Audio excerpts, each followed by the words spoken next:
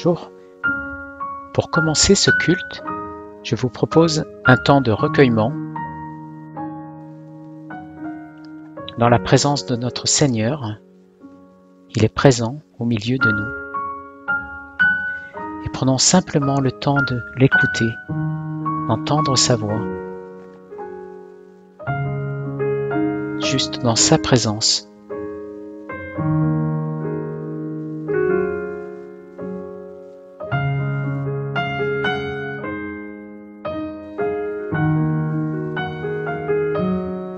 Lumière du monde, venue dans l'obscurité, tu m'ouvres les yeux et je vois.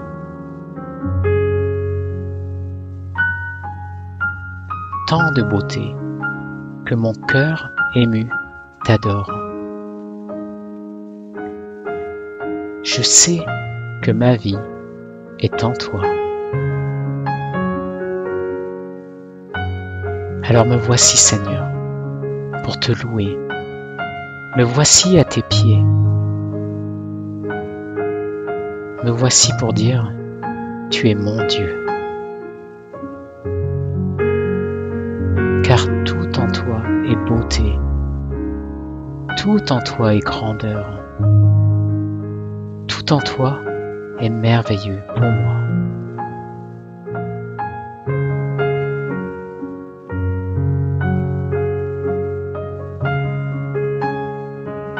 Mon Dieu, mon roi, éternel, élevé au-dessus de tout.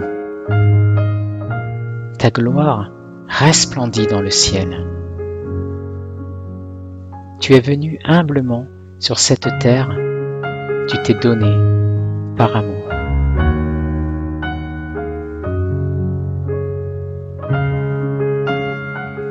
Je ne pourrais imaginer le prix payé pour mon péché.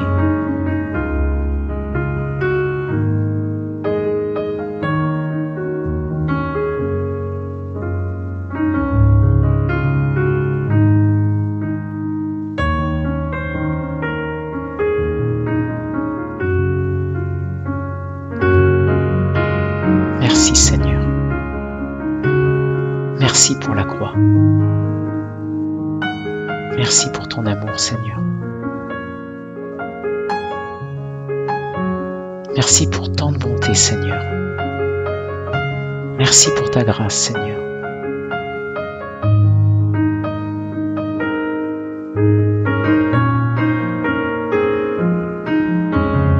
Ce matin Seigneur, nous sommes là pour être ensemble, dans ta présence, t'écouter, te louer Seigneur, t'adorer. Merci pour ce culte Seigneur. Merci Seigneur pour chacun de tes enfants. Sois béni Seigneur.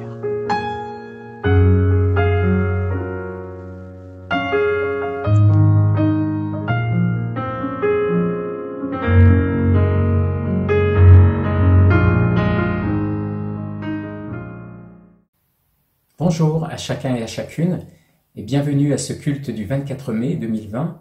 Je vous souhaite la bienvenue. Je suis content de vous retrouver pour ce culte et un petit peu triste à la fois parce que j'aime bien vous voir et que là je ne peux pas vous voir, je vois ma caméra et que ce n'est pas évident de parler à une caméra. C'est la première fois que je le fais. Alors c'est une semaine importante cette semaine puisqu'il s'agit de l'ascension de notre Seigneur Jésus-Christ. Un petit rappel, Dieu, il s'est fait homme. Il est venu sur la terre et il s'est fait serviteur, il est venu humblement et il est venu pour régler le problème du péché, payer à notre place la dette du péché et il a offert sa vie, il a souffert, il a subi la colère du Père. Il est mort, mais il est ressuscité 3 jours plus tard et 40 jours après, il est remonté au ciel dans la gloire qu'il avait quittée. C'est l'ascension, et aussi il nous a envoyé 10 jours plus tard, à la Pentecôte, que nous célébrerons la semaine prochaine, le Saint-Esprit qu'il avait promis, et qui est venu habiter en nous, qui sommes ses enfants. Voilà, j'aimerais partager avec vous un passage de l'évangile de Jean, où Jésus annonce son ascension, et c'est un passage très fort, qui me touche, et que Geneviève va nous lire. Le dimanche matin, très tôt, Marie de Magdala se rendit au tombeau. Il faisait encore très sombre.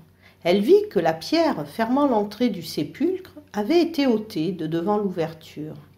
Alors elle courut prévenir Simon-Pierre et l'autre disciple, celui que Jésus aimait. « On a enlevé le Seigneur de la tombe, leur dit-elle, et nous n'avons aucune idée de l'endroit où on l'a mis. » Verset 11. Pendant ce temps, Marie se tenait dehors, près du tombeau, et pleurait. Tout en pleurant, elle se pencha vers le tombeau. Elle vit 2 anges vêtus de blanc, assis à l'endroit où le corps de Jésus avait été déposé, l'un à la tête et l'autre aux pieds. Ils lui dirent « Pourquoi pleures-tu » ? « On a enlevé mon Seigneur, leur répondit-elle, et je ne sais pas où on l'a mis. » Tout en disant cela, elle se retourna et vit Jésus qui se tenait là. Mais elle ne savait pas que c'était lui. « Pourquoi pleures-tu » lui demanda Jésus. « Qui cherches-tu » Pensant que c'était le gardien du jardin, elle le lui dit. « Si c'est toi qui l'as emporté, dis-moi où tu l'as mis, pour que j'aille le reprendre. » Jésus lui dit « Marie !» Elle se tourna vers lui et s'écria en hébreu « Rabouni !» ce qui veut dire maître. « Ne me retiens pas, lui dit Jésus, car je ne suis pas encore monté vers le Père.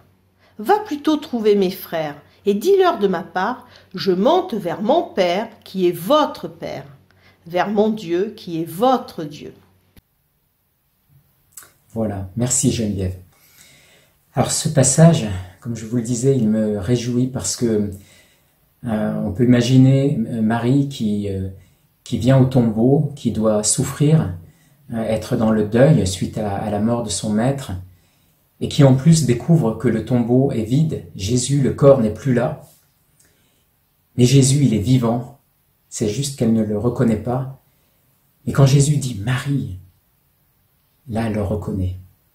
Jésus lui dit « Marie ». Elle se tourna vers lui et s'écria en hébreu « Rabouni », ce qui veut dire maître.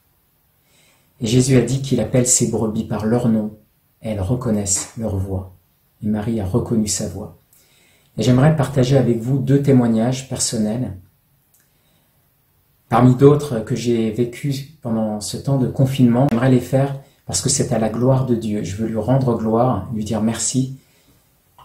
Le premier, c'est que Jésus nous appelle chacun par notre nom.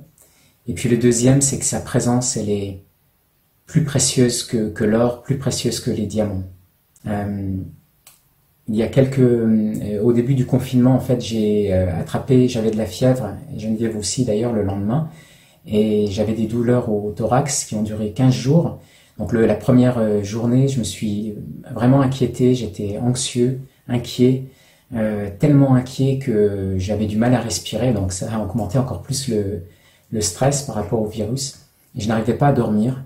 Et il m'est revenu le témoignage de Jean-Pierre et le verset qu'il avait partagé. Donc j'ai repensé à ce verset de Philippiens 4, verset 6, qui dit « Ne vous inquiétez de rien, mais en toutes circonstances, demandez à Dieu dans la prière ce dont vous avez besoin et faites-le avec un cœur reconnaissant. Et la paix de Dieu, qui dépasse tout ce que l'on peut imaginer, gardera vos cœurs et vos pensées en communion avec Jésus-Christ. » Et puis il y a eu cet autre verset qui m'est revenu, que j'aime beaucoup, Psaume 34, verset 18, « Quand les justes crient, l'Éternel entend, et il les délivre de toute leur détresse. » Alors j'ai simplement dit « Merci Seigneur Jésus », j'ai pris conscience de sa présence, et immédiatement la paix est revenue, et je me suis endormi. Et ce que je voulais dire, c'est que sa présence, elle est suffisante, et elle vaut plus que l'or et les diamants. On chantera un chant sur cela tout à l'heure. Puis le deuxième témoignage, c'était toujours pendant ce confinement. J'ai des problèmes de dos, et puis parfois le dos se bloque, et à cause du confinement, je ne pouvais pas aller voir l'ostéopathe. Et Geneviève me dit, mais elle suivait une conférence de prière et guérison du pasteur évangélique David Terry, que certains peut-être connaissent. Et elle me dit, c'est très bien ce séminaire, tu devrais, cette conférence en live sur YouTube, tu devrais venir. Alors, je n'avais pas le temps ce jour-là parce que je travaillais, mais j'ai pris quelques minutes. Et le peu que j'ai écouté, David Terry a dit, voilà, j'ai à cœur de prier pour les gens qui ont une hernie discale, donc c'est mon cas. Alors, je suis pas le seul dans le séminaire à avoir une hernie discale, mais je me suis senti interpellé. Donc j'ai écouté la prière, on a prié quelques minutes, et puis ensuite le pasteur a dit, bien maintenant, faites le test, vérifiez si vous avez toujours mal. J'avoue que j'avais un peu de mal à croire sur le fait, et je me suis baissé une première fois, et puis une deuxième, et une troisième, et je n'avais plus de douleur, la douleur était partie, et j'ai été touché. Je sais que Jésus guérit, mais ce qui m'a touché le plus, c'est pas la guérison, c'est la présence du Seigneur, le fait qu'il ait pris soin de moi, sa brebis. C'est comme si il m'appelait par mon prénom, il connaît mon nom, j'ai entendu sa voix et j'ai senti sa présence et j'ai senti qu'il prenait soin de moi. Jésus-Christ, il aime tous les hommes. Il y a 7 milliards de personnes sur cette planète. Jésus, il aime tous les hommes, mais j'aime bien dire que Jésus, il n'aime pas seulement tous les hommes, mais qu'il aime chaque homme individuellement. Il connaît ton nom et il t'aime toi particulièrement. Il t'aime toi personnellement. Il prend soin de ses brebis. Jésus a dit dans Jean 10, verset 3, « Le berger appelle par leur nom les brebis qui lui appartiennent et il les conduit dehors.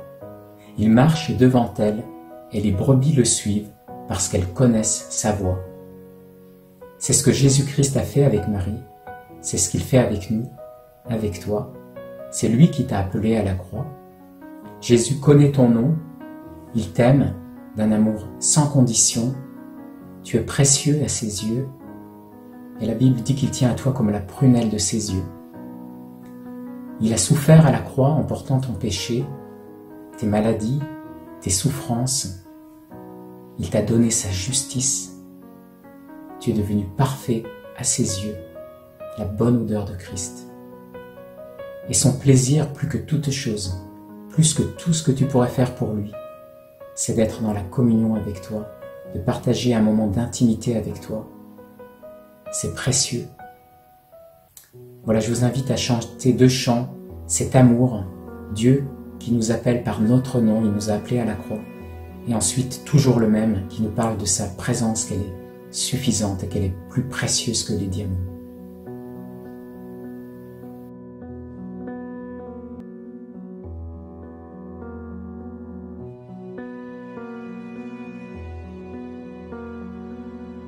En toi les humbles sont bénis, en toi les faibles sont affermis. Les cœurs brisés, tu rétablis, donnant la vie. Cet amour qui peut libérer, cet amour qui peut restaurer, nous appelle par notre nom. Tu nous appelles par notre nom. C'est Dieu qui créa tout l'univers, c'est Dieu qui va mourir au calvaire, nous appelle par notre nom. Tu nous appelles par notre nom.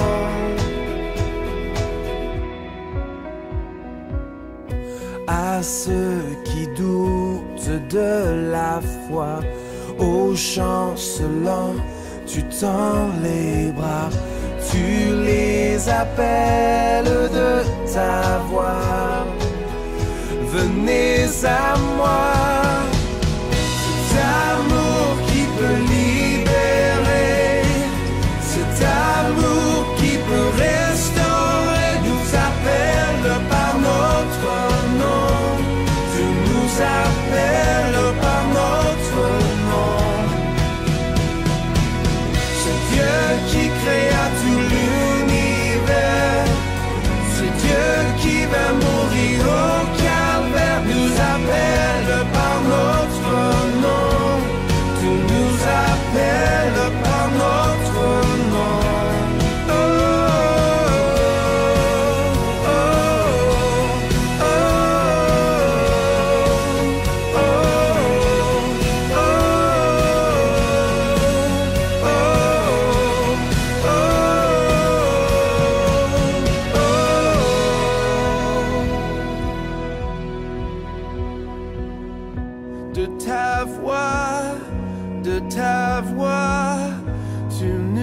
appelles à la croix. De ta voix, tu nous appelles à la croix. De ta voix, tu nous appelles à la croix. De ta voix, tu nous appelles à la croix. Cet amour qui peut libérer, cet amour qui peut restaurer, nous appelle par notre nom. Tu nous appelles par notre nom. Ce Dieu qui créa tout l'univers, ce Dieu qui va mourir au calvaire, nous appelle par notre nom. Tu nous appelles par notre nom. Oh, oh, oh, oh, oh,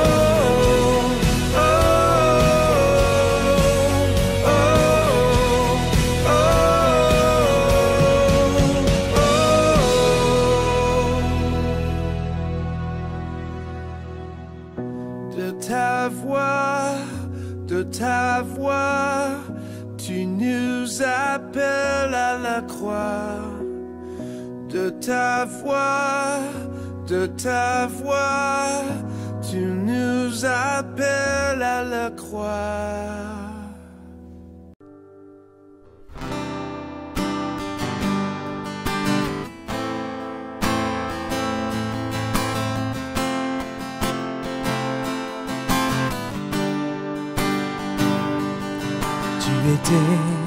Tu es, tu seras toujours le même, toujours le même. Tu as fait, tu fais, tu feras tant de merveilles, tant de merveilles. En ton temps, tout s'accomplit. Tu es Dieu le grand, je suis. Tu nous ouvres grand les portes du ciel. Tu nous fais vivre ta présence, bien plus précieuse que les plus beaux diamants. Elle nous suffit à chaque instant, elle nous suffit pleinement.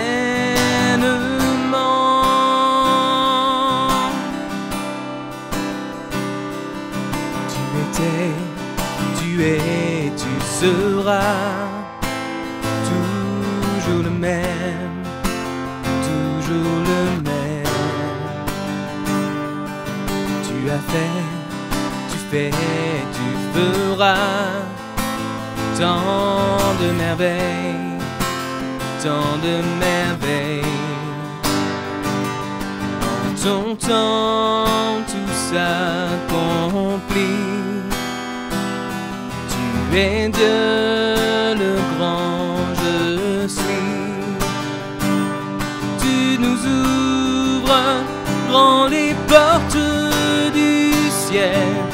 Tu nous fais vivre ta présence, bien plus précieuse que les plus beaux diamants. Elle nous suffit à chaque instant, elle nous suffit pleinement.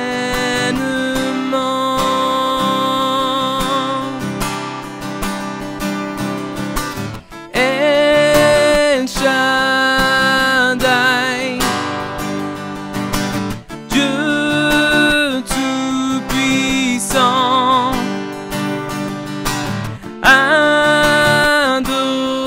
Adonai, Dieu qui vit éternellement.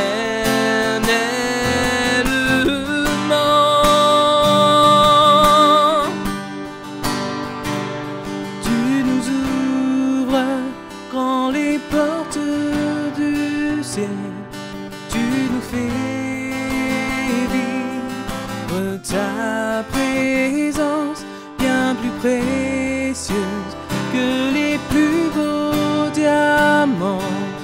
Elle nous suffit à chaque instant, elle nous suffit pleinement.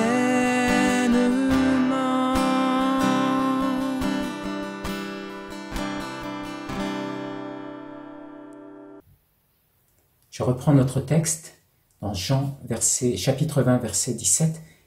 « Ne me retiens pas, lui dit Jésus, car je ne suis pas encore monté vers le Père.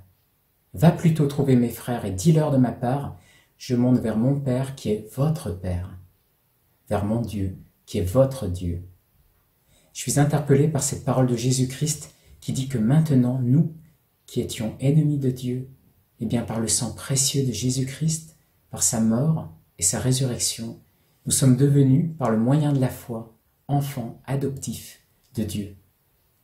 Dieu est devenu notre Père et Jésus notre frère. Et cela implique beaucoup de choses. Un héritage qui dépasse notre intelligence, un privilège dont nous ne réalisons pas sur la terre la hauteur, une grâce infinie. Et c'est quelque chose qui nous amène à plier le genou et à tomber dans l'adoration. 1 Jean 3, verset 1 nous dit « Voyez combien le Père nous a aimés pour que nous puissions être appelés enfants de Dieu, et nous le sommes. » Et ce matin, nous pouvons, comme Jésus-Christ, appeler Dieu, notre Créateur, Abba, Père. Alors continuons à chanter « Abba, Père ».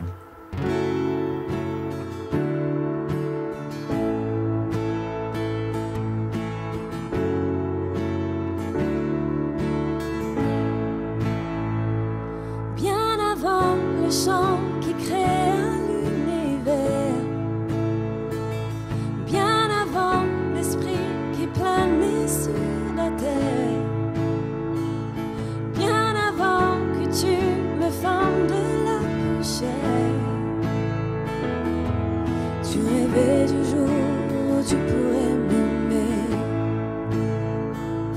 bien avant les premiers battements de mon cœur. Bien avant que je m'éveille à ta douceur, bien avant mes doutes, mes joies et mes douleurs,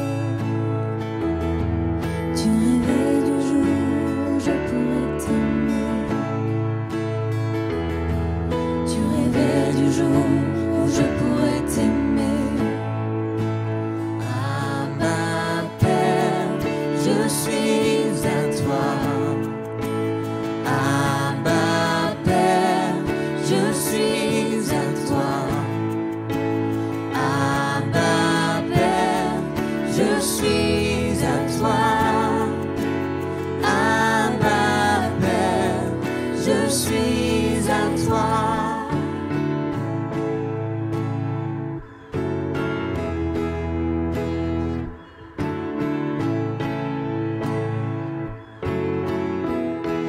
Bien avant que Jésus marche sur la terre,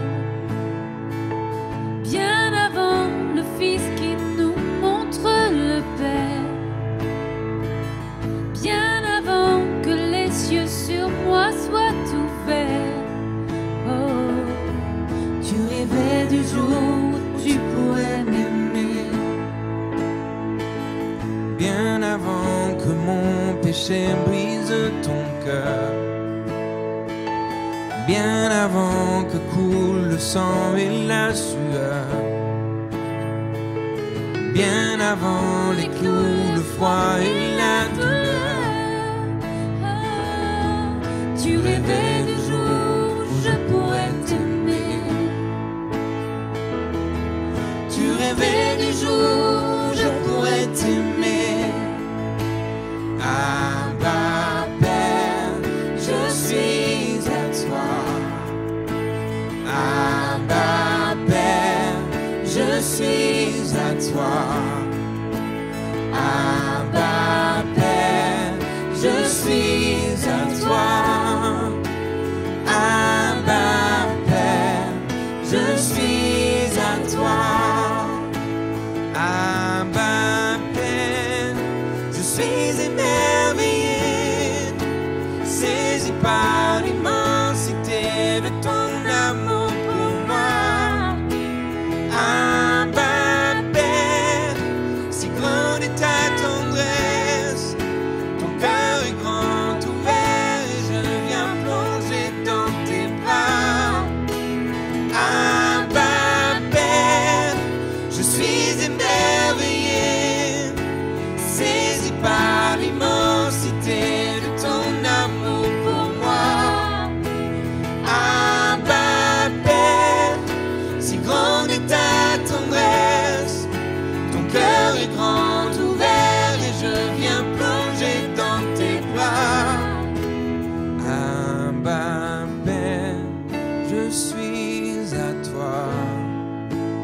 Abba Père, je suis à toi.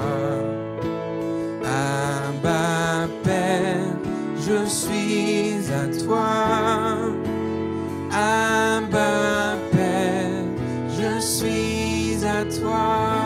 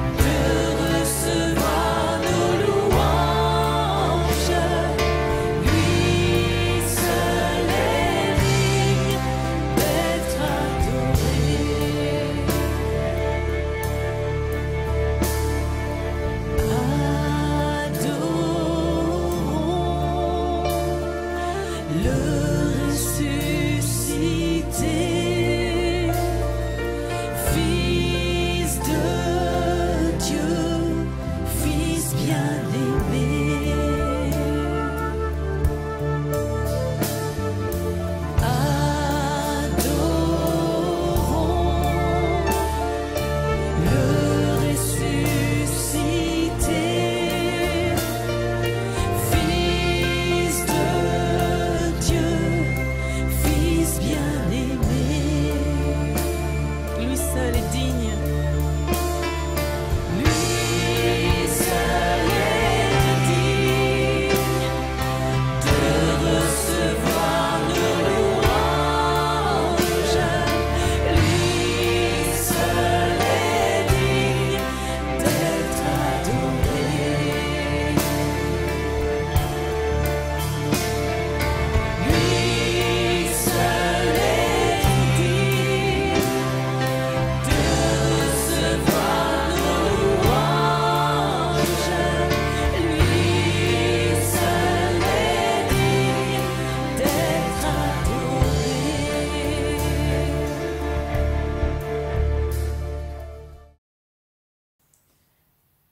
nous t'adorons, Seigneur Jésus. Nous t'adorons. Merci pour la croix, Seigneur. Merci pour ce que tu as fait. Merci pour ta grâce. Amen.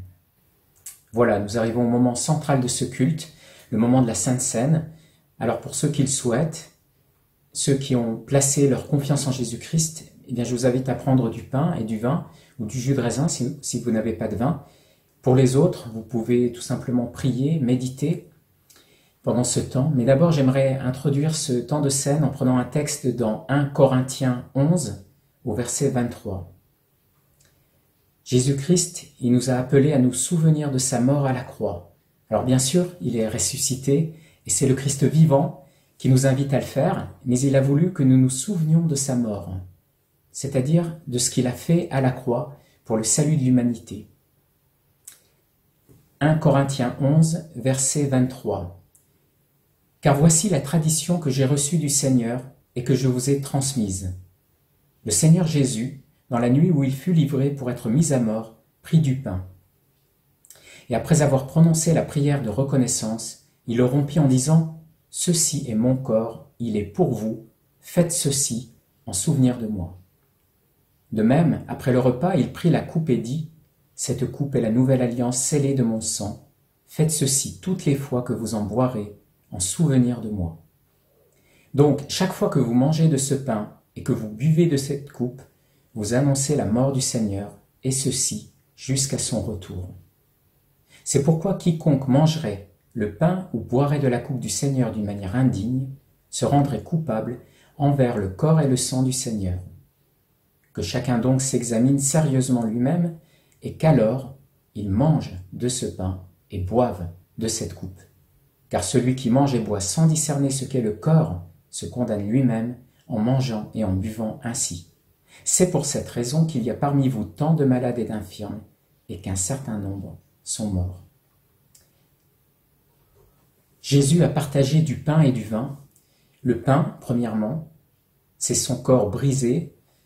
Aucun de ses os n'a été brisé, mais son corps a été meurtri, son corps a été percé, et il a subi à notre place la colère de Dieu. Le prophète Ésaïe écrit ceci dans Ésaïe 53, au verset 4. « C'est de nos maladies qu'il s'est chargé, et ce sont nos souffrances qu'il a prises sur lui. Alors que nous pensions que Dieu l'avait puni, frappé et humilié. Mais c'est pour nos péchés qu'il a été percé, c'est pour nos fautes qu'il a été brisé. Le châtiment qui nous donne la paix est retombé sur lui. Et c'est par ses blessures que nous sommes guéris. » Et Pierre reprendra ce verset dans 1 Pierre 2, verset 24. Il écrit « C'est par ses blessures que vous avez été guéris. » Et puis d'autre part, il y a le vin. Le vin, c'est son sang qui a coulé. La Bible dit « Sans effusion de sang, point de pardon » Hébreux 9, 22. Donc son sang ôte le péché. Et sous l'ancienne alliance, le sang des boucs et des agneaux ne faisait que couvrir le péché. Hébreux 10, verset 4 nous dit « Il est impossible que le sang de taureau et de bouc enlève les péchés. » Rappelez-vous, Jean, dans Jean 1, verset 29, dit « Voici l'agneau de Dieu qui enlève, qui ôte le péché du monde. » Et Jésus lui-même a dit, dans Matthieu 26, verset 28, « Car ceci est mon sang, le sang de la nouvelle alliance qui est versé pour plusieurs en rémission des péchés. » Jésus, l'agneau, ôte le péché. Il ne fait pas que le couvrir, il l'ôte. Alors on dit parfois que Dieu nous voit juste, nous voit blanc au travers du sang de Jésus-Christ, comme si Jésus-Christ était un leurre qui couvrait notre misère, notre péché. Et je ne crois pas que ça soit une bonne image, car en réalité nous sommes en Christ, et Dieu nous voit en Christ blanc comme la neige, car il a changé notre cœur. Nous sommes une nouvelle créature, rendue parfaite, comme le dit l'Épître aux Hébreux, chapitre 10. Et c'est pourquoi aussi l'apôtre Jean écrit « Tel il est, Jésus-Christ, tel nous sommes dans le monde. » 1 Jean 4, 17. Ensuite, Paul continue en disant « C'est pourquoi », c'est-à-dire ce qui suit découle de ce qui est dit avant. Et il nous dit de ne pas prendre indignement ou d'une manière indigne ce repas. Alors, est-ce qu'il faut être digne pour prendre ce repas? Si c'était le cas, personne ne pourrait le prendre. Mais Jésus nous a rendus dignes par son sang, car il nous a lavés et rendus nets, purs, et il nous invite à ce repas. Sinon, on ne pourrait pas le prendre. Alors on est digne, mais Paul nous dit de ne pas prendre ce repas de manière indigne. Les Corinthiens, ils ne faisaient pas la distinction entre le repas pour manger et le repas du Seigneur. Donc nous devons bien sûr prendre ce repas en conscience de ce qu'il signifie, ce qui a été expliqué plus haut, et que j'ai expliqué aussi, en distinguant le corps et le sang. Ensuite, Paul nous dit que chacun s'examine sérieusement, et qu'ainsi il mange. Alors ici, il n'est pas question de voir, d'examiner si je mange ou pas. Ce n'est pas ce que Paul dit. Il dit que chacun s'examine et que, s'étant examiné, alors il mange. Qu'est-ce que cela veut dire, s'examiner? Est-ce que je dois chercher en moi s'il y a quelques péchés inavoués, quelque chose à régler dans ma vie? Alors c'est une bonne chose à faire évidemment. Ça fait partie de la vie normale chrétienne, mais pas ici. Ce n'est pas le temps pour cela. Et j'irai plus loin même en disant que ce ne serait pas prendre le repas d'une manière digne. Pourquoi? Eh bien parce que ce serait ignorer ce que Jésus a dit. Voici mon sang pour la rémission des péchés, le sang qui ôte le péché. Donc si je m'examine pour regarder à mes péchés, je porte sur moi-même un jugement que Jésus-Christ ne porte pas sur moi puisque mon péché a été ôté. Et je ne fais pas honneur à ce que dit le Seigneur. Quand je prends le repas, au contraire, je ne viens pas triste en regardant à mon péché. Je viens dans la joie, avec reconnaissance, libéré, me sachant pardonner une fois pour toutes. Merci Seigneur. C'est le rappel de ce que Jésus-Christ a fait, ce repas, mais c'est aussi pour nous un grand soulagement, un repos. Et si vous vous souvenez du passage du lavement des pieds des disciples, quand Jésus lave les pieds des disciples, Pierre dit à Jésus, non, pas toi Jésus, tu ne feras pas ça, tu ne me laveras pas les pieds. Comme si Pierre pouvait en être digne. Mais si Jésus le fait, ce n'est pas parce que Pierre est digne. Si Jésus s'est abaissé, c'est parce que c'était le seul moyen, et Jésus le fait par amour. Alors nous aussi, nous devons être humbles devant ce repas. Rien de ce que nous faisons pourra nous élever notre niveau de dignité à celui qui est exigé. S'examiner sérieusement, ça veut dire quoi? Alors j'aimerais faire un parallèle avec l'Ancien Testament. Lorsque Dieu instaure la première Pâque, Dieu sort son peuple d'Égypte et il demande de tuer un agneau sans défaut. Chaque famille va tuer un agneau premier-né sans défaut. C'est l'image de Jésus-Christ qui est sans péché. Et Dieu a dit, vous mettrez du sang sur les poteaux des portes et sur les linteaux, et moi je verrai le sang, et j'épargnerai ces familles. Et Dieu, que fait Dieu? Il examine, il fait la distinction entre non pas ceux qui ont péché d'une part et ceux qui n'ont pas péché, mais entre ceux qui ont mis le sang sur les linteaux et ceux qui ne l'ont pas mis. Et quand nous nous examinons, eh bien nous prenons conscience que nous sommes de ceux qui ont mis le sang sur les linteaux, nous avons cru, alors nous mangeons et nous buvons. Prendre dignement le repas, c'est donc prendre conscience que ce repas, c'est le corps brisé de Jésus-Christ, son sang versé à la croix pour moi, il a porté mes péchés et il a subi la colère de Dieu à ma place. C'est croire aussi que le sang ne fait pas que couvrir le péché, mais qu'il ôte le péché, que nous avons été pardonnés une fois pour toutes. C'est dire aussi merci Jésus, merci Seigneur pour ce que tu as fait. Je suis libéré, je suis léger dans mon cœur, car mon péché a été effacé. Gloire à toi Seigneur. Voilà, je vais prier, et pour ceux qui le désirent et qui ont placé leur confiance en Jésus-Christ, eh bien, je vous invite à partager ce repas, sinon à méditer sur ce texte. Ne mettez pas la vidéo en pause, je vais laisser 2-3 minutes de musique de fond, et on chantera un chant après. Voilà, je vais simplement prier. Seigneur Jésus, merci d'avoir pris nos péchés, d'avoir tout supporté à la croix, et d'avoir subi la colère du Père à notre place. Quel prix tu as payé pour nous affranchir du péché. Quelle grâce de voir notre péché effacé, oublié à jamais. Nous te rendons gloire, Seigneur. Merci pour ce repas. Bien sûr que nous n'en étions pas dignes, Quel orgueil, Seigneur, nous avons parfois de croire que nous pouvons nous rendre dignes de toi. Merci notre Dieu et notre Père d'avoir offert ton Fils unique et de nous avoir arrachés de la puissance des ténèbres, de nous avoir transportés dans le royaume de ton Fils bien-aimé, en qui nous avons la rédemption, la rémission des péchés. Merci Saint-Esprit d'avoir ressuscité Jésus-Christ et d'être venu habiter en nous. Gloire à ton nom Jésus, toi notre sacrifice, notre justice, notre paix, notre tout. Amen.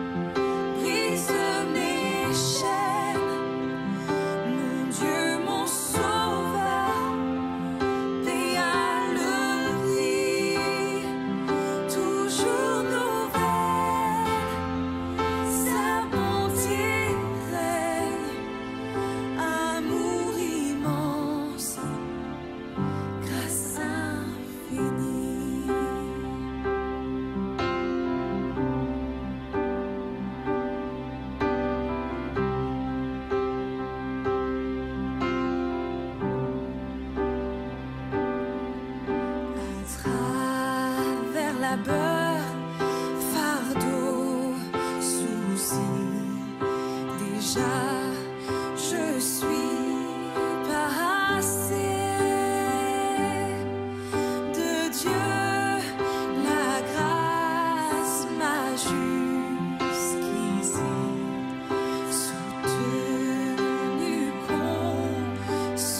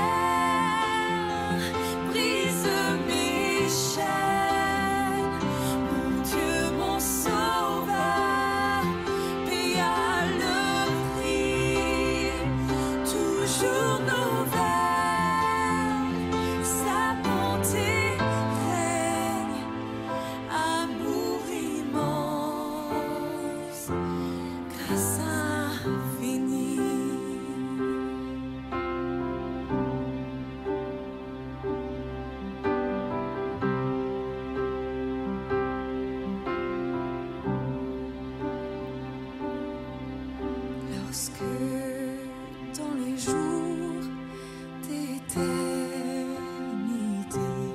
Mon Dieu, tous nous serons, nous ne pourrons pas épuiser les jours qui resteront,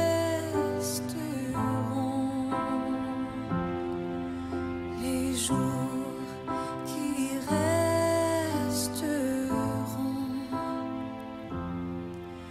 les jours qui resteront.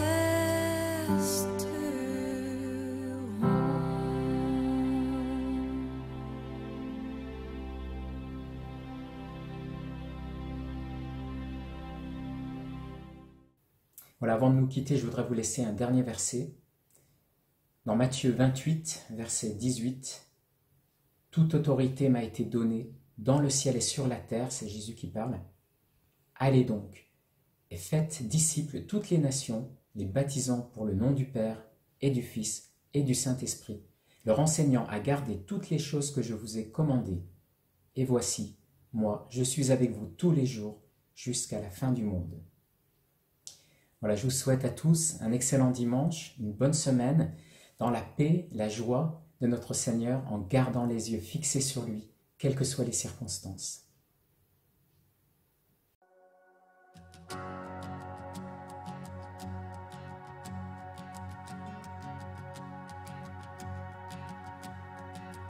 Qui suis-je pour que le roi des cieux m'ouvre ses bras?